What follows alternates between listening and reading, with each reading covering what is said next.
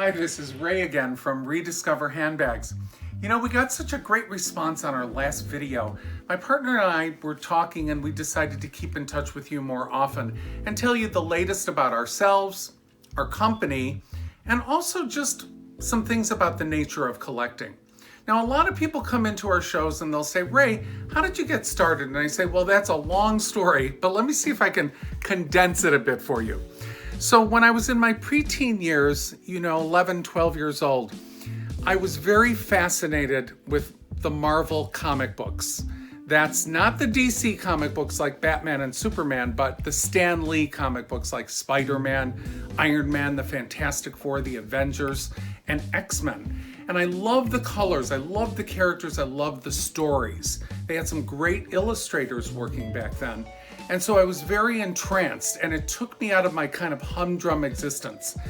And all kids wanted to be superheroes. I'm convinced of that. So after I would take the comic books home from the drugstore, because I did work in a drugstore and I got my first choice there, I would take them home, I would read through them, and then I would put them in plastic bags. So I was a really careful collector even then at the age of 11 or 12. And so, that got me started with the collecting hobby. And then years later, because I started spending so much more time in movie theaters, I was seeing not only one feature, but they had two features, a cartoon, a newsreel, and then you had all the time in between where you could walk through the lobby, have your popcorn, and look at all those great posters on the wall. And these posters were for the movies that were playing at the theater and also posters for coming attractions.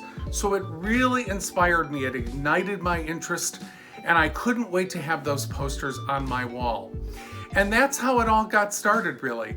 I think my first poster was maybe for Chinatown, the 1970s movie with Jack Nicholson and Faye Dunaway. And I was very taken with the story and the characters and the mystery surrounding it. But the poster itself was also very mysterious and very Art Deco looking. So I couldn't wait to get that home, and I asked the owner if I could get one to take it home. And I couldn't wait to put it up on the wall and just dream and stare at it and think about my experience of being in the theater. And I think that really is what the movie posters are about. It's you're reliving your experience and the nostalgia and who you were with and when it was.